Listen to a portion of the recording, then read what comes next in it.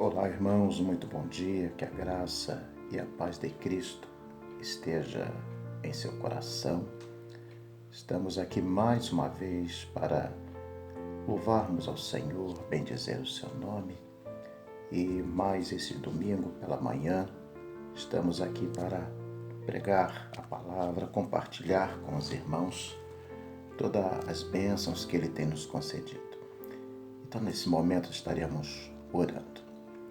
Muito obrigado a Deus por esta manhã que o Senhor nos concede, pela vida de cada um dos teus filhos e que tenhamos, ó Pai, um domingo em tua presença e que o Senhor continue, ó Deus, preservando a vida dos teus servos, ó Pai, diante de tantas dificuldades, mas sabemos que a vitória virá em nome do Senhor Jesus. É crendo, ó Deus, em tuas promessas e em tua palavra, em que aqui estamos louvando e bendizendo o teu santo nome. Muito obrigado por termos dormido e acordado. Certamente o Senhor nos sustentou e por isso estamos aqui. Peço a Deus que as tuas bênçãos estejam sobre cada família, Senhor. Não só da Igreja Batista em Rancho Fundo, mas de todo o teu povo que confessa o teu nome, que crê em tua palavra e aqueles que ainda hão de crer, ó Pai. Pois assim é a minha oração que faço humildemente esta manhã, em nome do Senhor Jesus. Amém. Quero convidar os amados, nesse momento estaremos fazendo a leitura na Epístola de Judas. Não vou dizer o capítulo porque é só um mesmo, mas a partir do versículo 17, amados, que diz: Mas vós, amados, lembrai-vos das palavras que vos foram preditas pelos apóstolos de nosso Senhor Jesus Cristo, os quais vos diziam que no último tempo haverá escarnecedores que andariam segundo as suas ímpias concupiscências. Estes são os que causam divisões sensuais, que não têm o Espírito.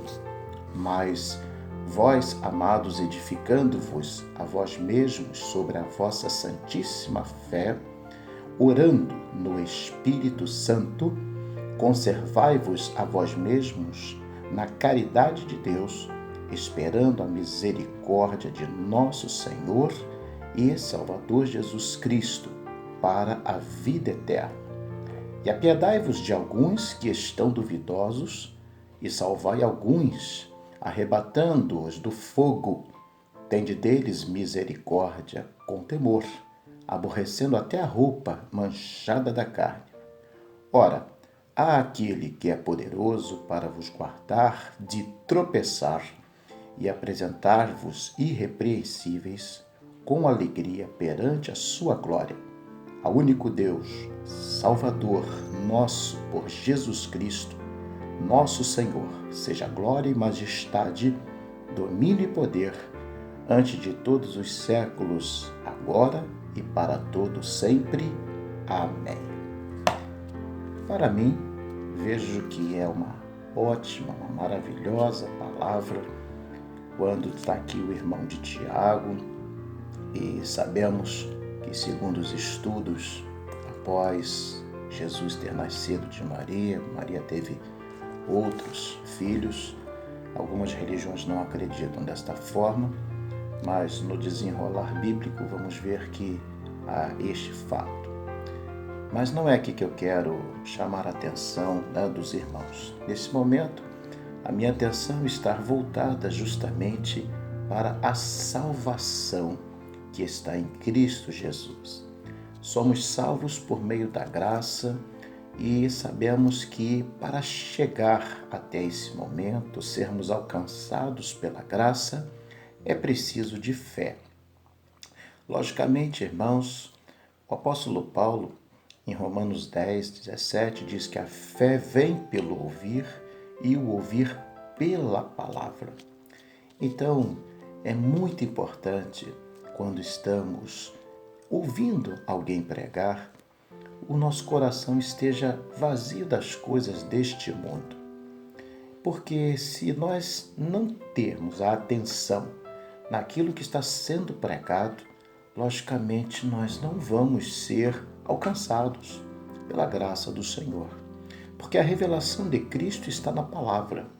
Então, se você tem posse da palavra, se você ouve a palavra, mas não crer nela, e muito menos, se não crer logicamente, você não vai conseguir cumprir o que está escrito nela. O que vai acontecer é que você realmente não será cheio do Espírito Santo. Porque em Efésios 1,13, Paulo também comenta que após ter lido e ouvido as palavras, sois selados com o Espírito Santo da promessa. No culto passado falei sobre a palavra selo, aqueles quatro reflexões que fizemos a respeito desse selo. Então, queridos, isto acontece quando, a partir do momento, você dá crédito à palavra de Deus. Então, neste momento, curve a sua cabeça, esteja agora orando ao Senhor, para que o seu coração esteja preparado para ouvir a palavra e não só ouvi-la, mas também obedecer. E já já voltaremos.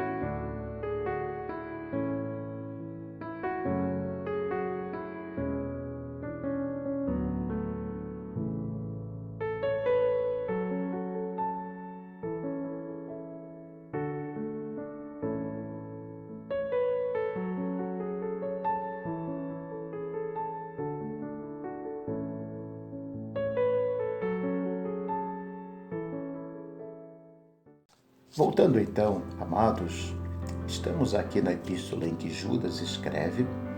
Esse Judas aqui, só para ressaltar, não é o Judas Iscariotes, aquele que traiu Jesus, tá bom?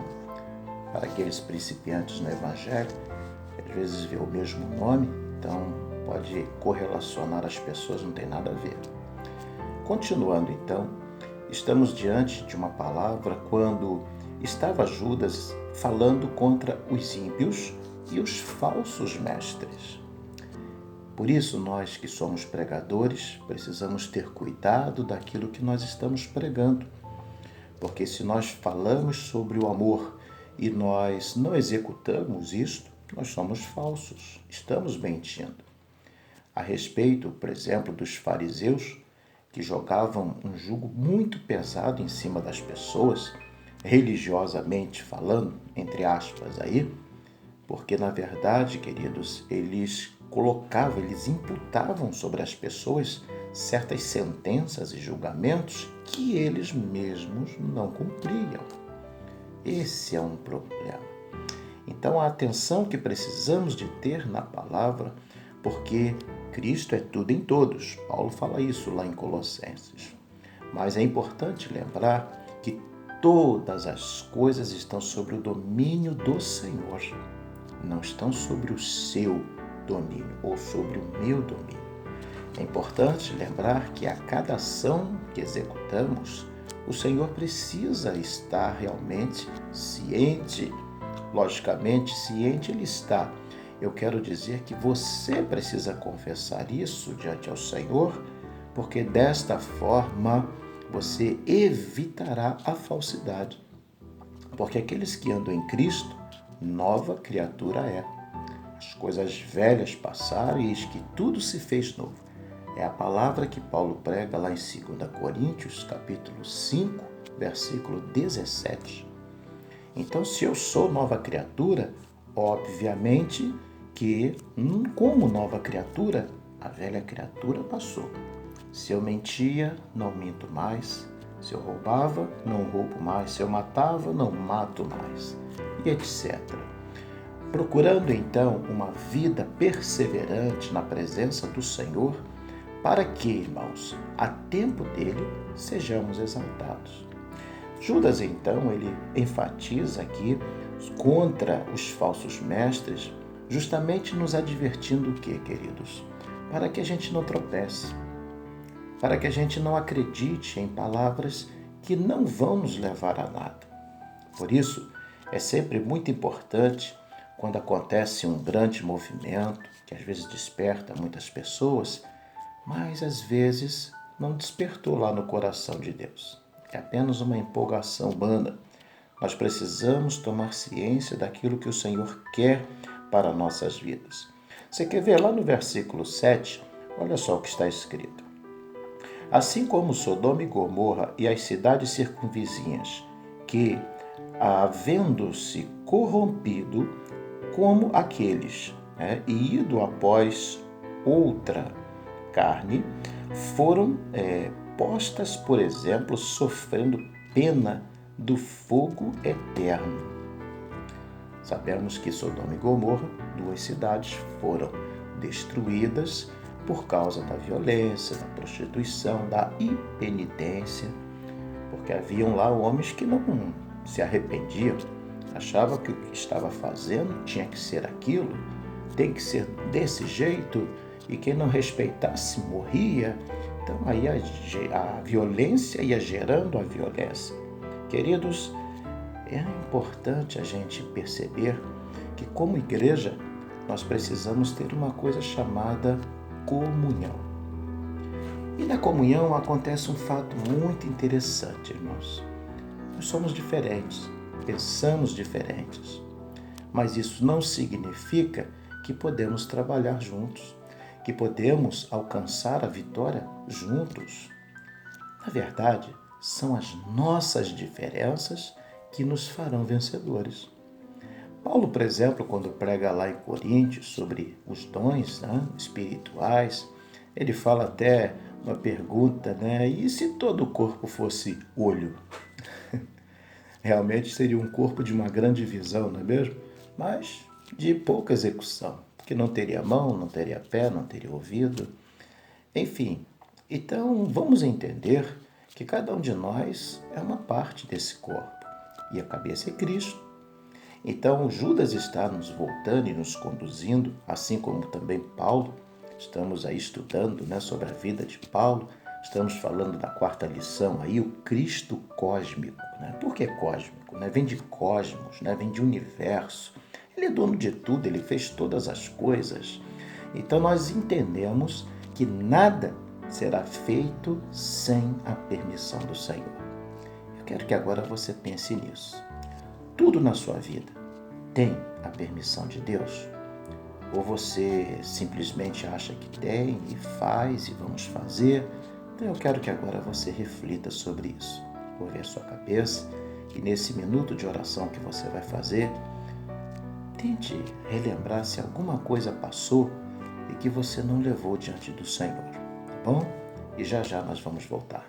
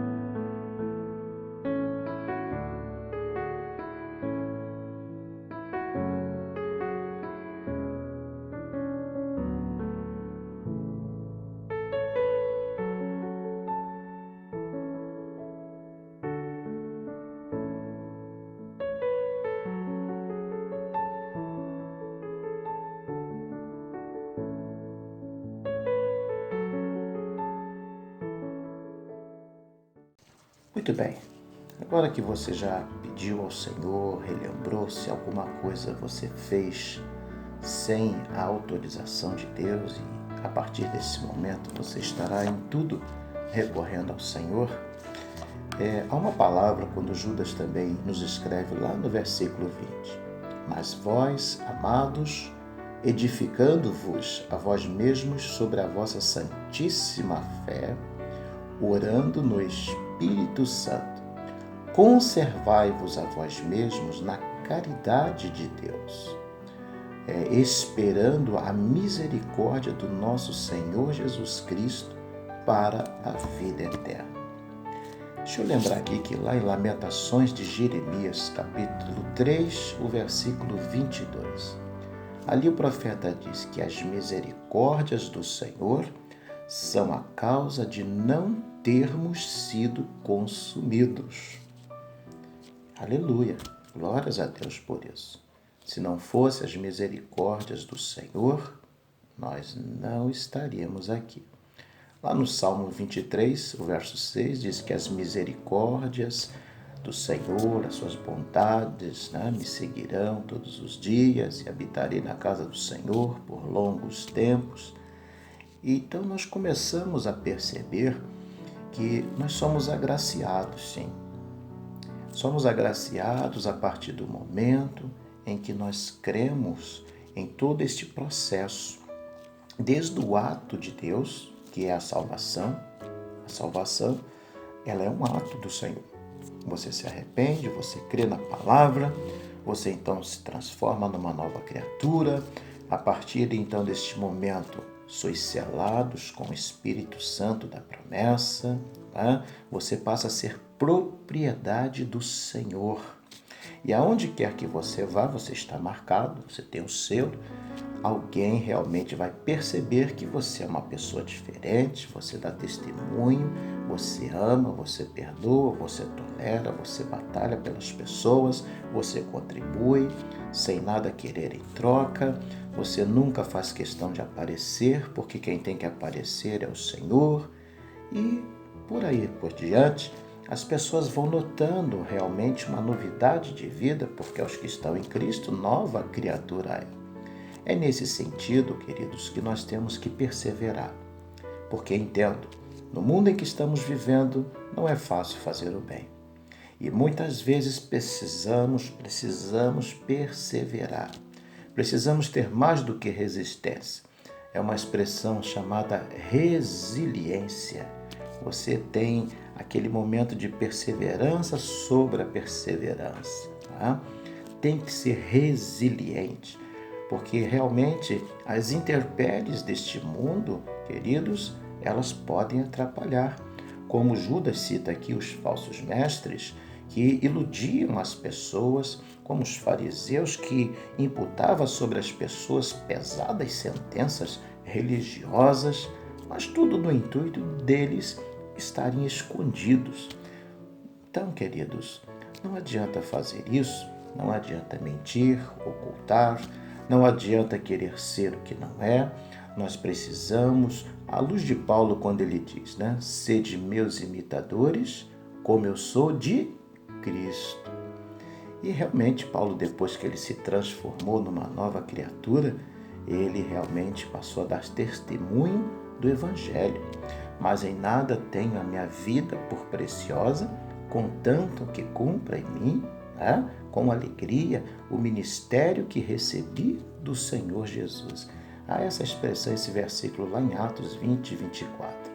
Então, queridos, que nesta manhã, mais uma vez, você coloque a sua vida diante do Senhor e até o nosso próximo encontro, em nome de Jesus. Que o amor de Deus e a graça redentora do nosso eterno e Salvador Jesus Cristo e as consolações do teu Santo e Divino Espírito seja com todo o teu povo, ó Deus, espalhado sobre a face da terra. Amém.